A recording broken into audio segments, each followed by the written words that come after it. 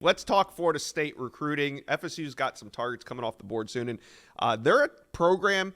I wouldn't say they're hot on the recruiting trail, but they are getting hot. They got some guys making decisions that could vault them even more into that top 10. Right now, hanging right around that 10 spot. They need to get a couple more commitments to combat some of the other guys going to other schools. So let's take a look. This weekend, Florida State has wide receiver Dalean McCutchen making a final decision. It looks like it's coming down to FSU or USC. Ohio State and Texas are also involved, but why do you think Florida State has a good shot here at Dalean McCutchen?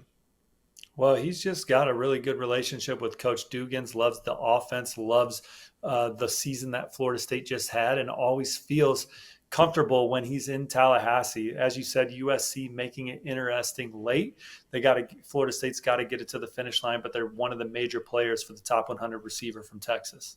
All right, speaking of the finish line, we can finally see it for khik Lockett. He set a decision August 7, and I think it could be on this channel. I got to call him later today and set that up. But khik Lockett, five-star wide receiver out of the state of Texas. It's Texas. It's Texas A&M. It's LSU, and it's FSU, maybe Alabama as well. August 7, what do you think, as we're about 3 weeks out from that decision?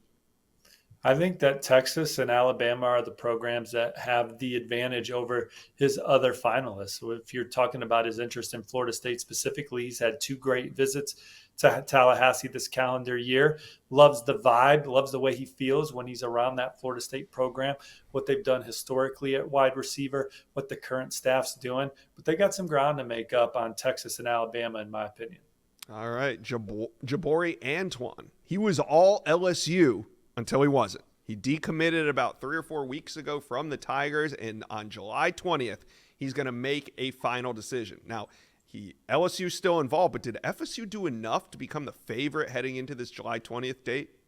Well, I sense that there is some confidence around Tallahassee with their position with Jabori as he's locked in his decision date. Coach Pat Surtain, what he's done historically as a player, I think excites him, and he likes being around Coach Surtain, Coach Fuller, and that coaching staff. And again, Florida State having the year they had last year, including beating LSU to start the season. I think those are all exciting things for Jabori as he nears his college decision. But Miami and LSU, 2 other programs that are definitely in the thick of it. All right, and then 5-star offensive tackle or interior offensive lineman, but FSU's recruiting him as a tackle, so we'll call him a tackle, Josh Petty.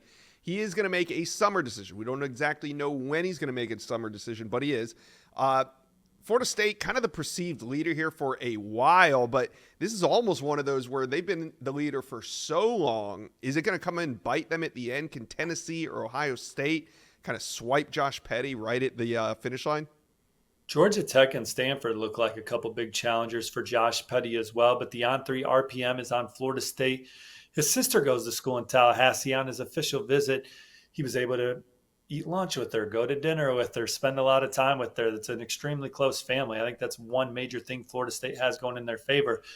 And then in addition to that, Coach Alex Atkins, that relationship, the way he treats his offensive linemen, that's something that's exciting to Josh Petty too. Florida State's style of play, the conference they're in, those are all things that I think have put Florida State in good position as they try and hold off a Georgia Tech or a Stanford, Ohio State, and Tennessee being some of the dark horses.